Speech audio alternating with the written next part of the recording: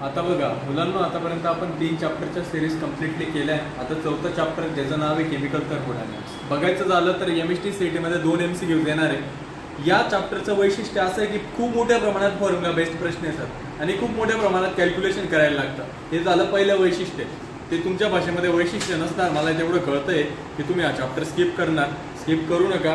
2 question ते 3 question अनेक वेळेस या चॅप्टरमधून MST CET ला येतात. जे प्रश्न येऊ शकतात ते प्रत्येक प्रश्न मी इथं घेणार आहे. कॅल्क्युलेशन्स किती सोपे असतात ते मी आज दाखवणार आहे. आपण सुरू करूया. पहिला प्रश्न असणार आहे, which among the following is true for the reactions involving only solid and liquid. हा जो प्रश्न आहे, पहिला जो प्रश्न आहे तो MST CET 2021 ला आलाय. त्यामध्ये सांगताय की सॉलिड आणि लिक्विड या दोन्ही स्टेटसाठी खालीलपैकी कुठले इक्वेशन करेक्ट आहे असं त्याने आपल्याला प्रश्नामध्ये विचारले. मग एक गोष्ट नेहमी लक्षात ठेवायची, हे जे सॉलिड आणि लिक्विड ह्या ज्या 2 स्टेट्स असतात यांच्यासाठी खालील दिलेलं फक्त आणि फक्त चौथं इक्वेशन करेक्ट आहे, जे की आहे delta H is equal to delta U. लक्षातच ठेवायचं. काय सांगितलं मी? Delta H is equal to delta U. हे इक्वेशन फक्त आणि फक्त कोणासाठी करेक्ट असणार आहे? सॉलिड आणि लिक्विड साठी. कळालं? बाकी वरचे तिन्ही हे गॅसेस साठी ऍप्लिकेबल आहे, सॉलिड आणि लिक्विड साठी नाही. पुढचा प्रश्न आहे, व्यवस्थित लक्ष पाहिजे. पुढचा प्रश्न आहे, what is the internal energy changes when 62 joule of work is done on the system and 128 joule of heat is transferred to surroundings. आता जर का याचा विचार करायचा झाला तर तो म्हणतोय की इंटरनल एनर्जी. तो काय म्हणतोय? Internal energy. इंटरनल एनर्जीचा बदल किती असणार? जेव्हा 62 जूल एवढं वर्क सिस्टीम वर केलं जाणार आणि 128 एवढी ऊर्जा सराउंडिंग मध्ये ट्रान्सफर केली जाणार. म्हणजे काय सांगायचं समजून घे. हेच तर वैशिष्ट्य या चॅप्टरचं. किती अभ्यास केला तरी जमतच नाही. जमणार कधी? प्रयत्न केल्यावर. सोपी गोष्ट आहे. What is the internal energy changes म्हणजे delta U is equal to question mark when the 62 joule of work is done on the system. म्हणजे वर्क डन ची किंमत किती आली? ऑन द सिस्टीम आहे म्हणजे किती? 62 जूल. आणि जेव्हा हीट किती रिलीज होते? डेल्टा ची किंमत किती दिली? हीट ट्रान्सफर टू सराउंडिंग म्हणजे काय? हीट रिलीज टू सराउंडिंग म्हणजे काय? 128 जूल. ठीक आहे. मग आता इथं बघितलं तर सराउंडिंग मध्ये हीट रिलीज केली जाते, हीट सोडली जाते. मग साइन काय असणार आहे? मायनस. मग वर्कचा फॉर्म्युला काय असतो? Delta U plus minus P external into delta V. परत इथं बघितलं तर असणार का ऍप्लिकेबल? नाही. असणार का नसणार? नसणार. मला तू सांग, delta H is equal to काय होता formula? Delta U plus P delta V. हा फॉर्म्युला यूज करू शकतो का आपण? असा फॉर्म्युला होता ना एंथॅल्पीचा. Delta H is equal to delta U plus P delta V. आता मला काय विचारलं? वर्क डन दिलंय, डेल्टा H दिलाय, डेल्टा U विचारलाय. मग आता वर्क डन म्हणजे P डेल्टा V ची किंमत किती दिली मला? 62 जूल. 62. डेल्टा U मला विचारलाय, डेल्टा H किती दिलाय मला? वजा 128. मग डेल्टा U विचारलाय, मग delta U is equal to काय होणार? हा वजा 128. हा 62 इकडे जाताना वजा 62 होणार. 8 आणि 2 किती होतात? याला व्यवस्थित करून घ्यायचं. 8 आणि 2 10. चला 1 3 6 आणि 3 9. 190. म्हणजे इथं डेल्टा U ची व्हॅल्यू किती आली? 190 is equal to delta U. म्हणजे इंटरनल एनर्जी काय होते? वाढते का कमी होते? कमी होते. का तर निगेटिव्ह. क्लिअर झालं? म्हणजे इथं एवढंच सांगायचंय, डेल्टा U विचारला होता, वर्क डन दिलं होतं, P डेल्टा V म्हणजेच वर्क डन असतं. डेल्टा U मला विचारला, डेल्टा H दिला. आता याने इथं प्रश्नामध्ये काय लक्षात ठेवायचं? हीट जी आहे ती प्लस 128 दिली. किती दिली ती? प्लस 128. पण इथं लक्षात काय ठेवायचं? ती रिलीज होते. ती काय होते? म्हणजे ती पॉझिटिव्ह असणार का निगेटिव्ह असणार? तर निगेटिव्ह असणार. जर का ऍब्झॉर्ब होत असती तर काय असते ती? पॉझिटिव्ह. क्लिअर होते सर्वांना? दुसरा MCQ सांगतो. तिसरा प्रश्न काय विचारतोय? What is the difference between delta H and delta U for the reaction given below at 298 Kelvin? R is equal to 8.314 joule per Kelvin per mole.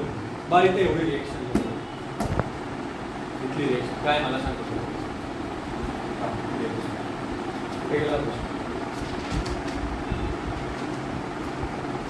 ठीक आहे आता लक्ष दे रिएक्शन कुठली दिली मला 2C6H6 plus 15O2 gaseous gives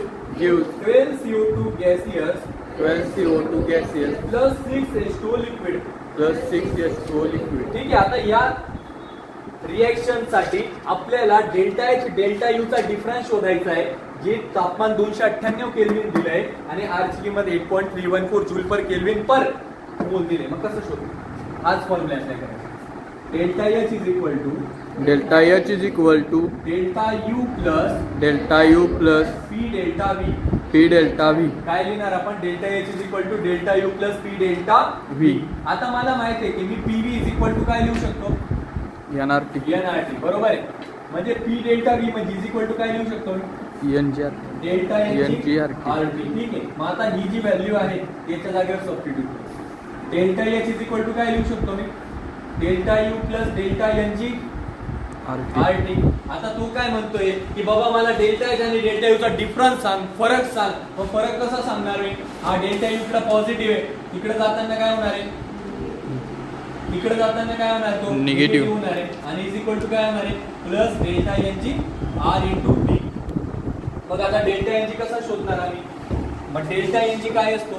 delta NG म्हणजे number of moles of gaseous product वजा number of mole of gaseous reactant.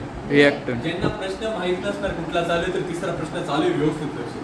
मग डेल्टा NG विचारलाय ना, डेल्टा NG R ची व्हॅल्यू दिली, टी ची व्हॅल्यू दिली, डेल्टा NG शोधला तेव्हा यांच्यातला फरक शोधता येणार ना मला. मग काय होणार इथं? डेल्टा NG म्हणजे number of moles of gaseous product. मग प्रोडक्ट साइडला बघ गॅसियस प्रोडक्ट किती दिले मला? 12 वजा गॅसियस रिएक्टंट किती दिले मला? 15. म्हणजे डेल्टा NG ची किंमत किती आली माझ्याकडे? वजा 3. मग डेल्टा NG ची जी किंमत आली ती आपण इथं सबस्टिट्यूट करूया. आर माहिती, टी माहिती. मग डेल्टा NG ची किंमत वजा 3 टाकली, आर ची किंमत 8.3 टाकली, टी ची किंमत 298 अप्रोक्सिमेटली 300 टाकली. आता हा जो होता 1 0 इथं गेला. त्याच्यानंतर 30 गुणिले 3 किती झाले? 90 झाले. 8 9 3 व्यवस्थित नाही इकडे 83 इकडे 90 3 0 8 0 9 3 27 8 9 72 आणि 2 74. ठीक आहे. म्हणजे इथं उत्तर किती आलं माझ्याकडे? 7 4 7 0. किंमत कशात आली? वजामध्ये आली. ठीक आहे.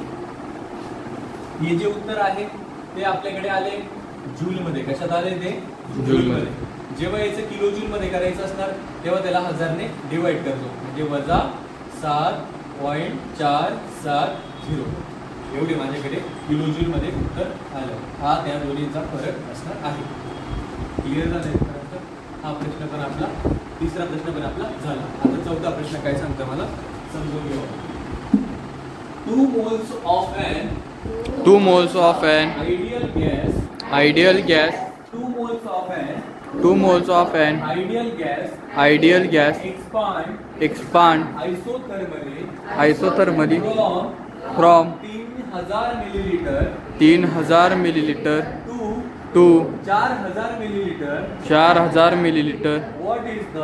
What is the external pressure required to this work if the work done is 6 bar liter. ठीक आहे. मला काय सांगतोय? 2 मोल्स म्हणजे यांची किंमत मला 2 मोल दिली. गॅस एक्सपांड होतोय म्हणजे सुरुवातीला गॅस जो होता तो 3000 मिलीलिटर म्हणजे 3 लिटर एवढा होता. तो वाढून तो 4000 मिलीलिटर एवढा झाला. 4000 मिलीलिटर म्हणजे तो 4 लिटर एवढा झाला. तो सांगतोय की पी एक्सटर्नल किती असणार, एक्सटर्नल प्रेशर किती असणार, जे की हे इकडनं इथपर्यंत झालंय. हे होण्यासाठी वर्क डन मला 6 बार लिटर लागलं. मग एवढं करताना वर्क डन तर झालं, प्रेशर किती लागलं असं त्याने मला विचारलं. साधी सरळ गोष्ट आहे. Work done is equal to P external minus P external into delta V.